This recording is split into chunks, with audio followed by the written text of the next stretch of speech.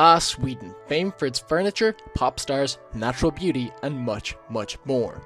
It's also home to one of Europe's few remaining monarchies. However, the current ruling House of Bernadotte isn't as Swedish or monarchical as you'd think.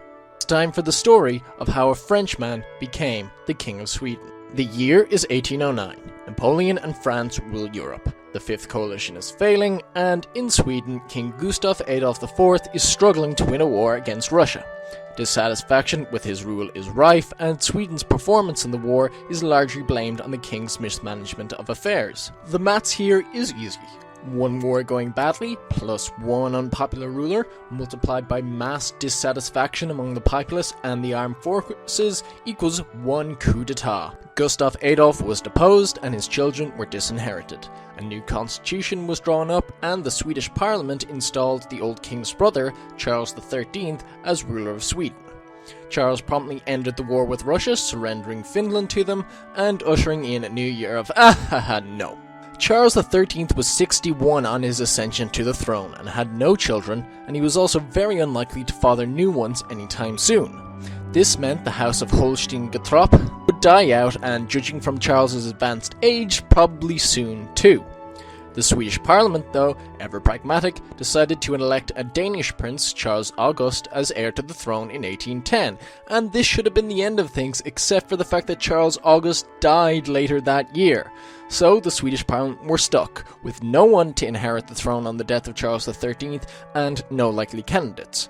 This problem required some maverick thinking to generate a solution. Enter one Baron Karl Otto Maher, who, without consulting anyone in Sweden at all, offered the position of king to Field Marshal of France Jean-Baptiste Jules Bernadotte.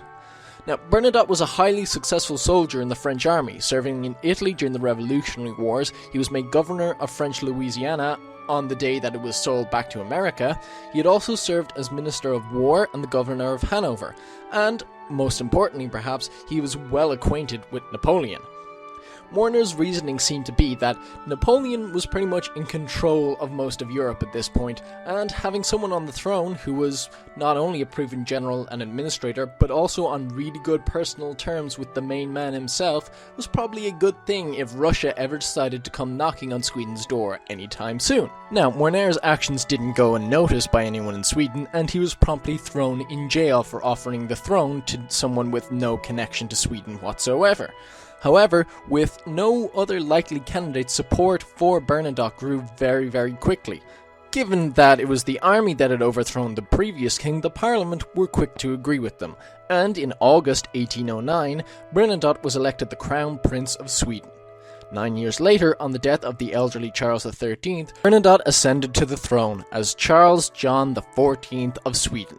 And Charles John III of Norway, because it's complicated, and Napoleon, and go look it up.